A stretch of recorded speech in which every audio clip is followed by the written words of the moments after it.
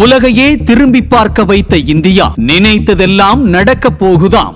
கெத்தாக சொன்ன மோடி இந்தியாவிற்கு நேரடியாக வெளிநாட்டு முதலீடுகள் அதிகரித்து வருவதால் வேலைவாய்ப்பு அதிகரிக்கிறது, மாநிலத்தின் வளர்ச்சியும் அதிகரிக்கிறது, மக்களின் பொருளாதாரம் பெருகுவதால் இந்தியாவின் பொருளாதாரமும் அதிகரிக்கிறது. தற்போது இந்தியா ஐரோப்பிய நாடு, துபாய், ஆஸ்திரேலியா உள்ளிட்ட நாடுகளுடன் தடையில்லா வர்த்தக ஒப்பந்தம் போட்டுள்ளது மத்திய அரசு.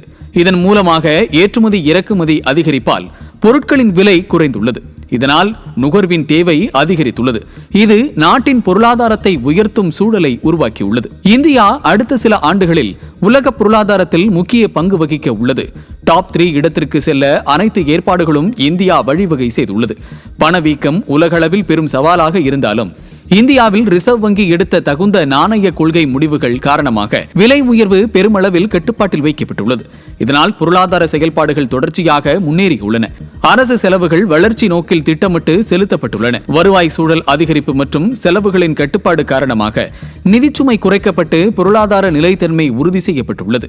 குறிப்பாக கட்டமைப்பு வளர்ச்சிக்காக அரசு மேற்கொண்ட முதலீடுகள் நீண்டகால வளர்ச்சிக்கு அடித்தளம் அமைத்துள்ளன. நெடுஞ்சாலைகள், ரயில்வே மேம்பாடு, விமான நிலைய விரிவாக்கம் மற்றும் துறைமுக வளர்ச்சி போன்ற கட்டமைப்பு திட்டங்கள் வேகமாக செயல்படுத்தப்பட்டுள்ளன. இத்திட்டங்கள் போக்குவரத்து வசதிகளை மேம்படுத்தியதோடு மட்டுமல்லாமல் நேரடி மற்றும் மறைமுக வேலைவாய்ப்புகளை உருவாக்கி பொருளாதார மாற்றத்தை வேகப்படுத்தியுள்ளன. மேக் இன் இந்தியா மற்றும் உற்பத்தி ஊக்க திட்டங்களுக்கு மூலம் உற்பத்தி துறை புதிய உயரத்தை எட்டியுள்ளது.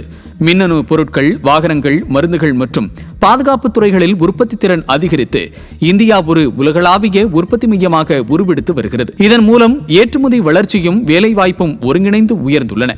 சிறு குறு மற்றும் நடுத்தர தொழில்கள் இந்திய பொருளாதாரத்தின் முதுகெலும்பாக திகழ்கின்றன.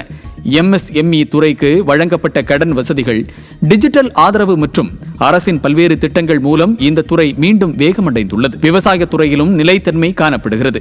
அரசு மேற்கொண்ட ஆதரவு திட்டங்கள் மற்றும் உட்கட்டமைப்பு மேம்பாடுகள் விவசாய உற்பத்தியை நிலைநிறுத்த உதவியுள்ளன.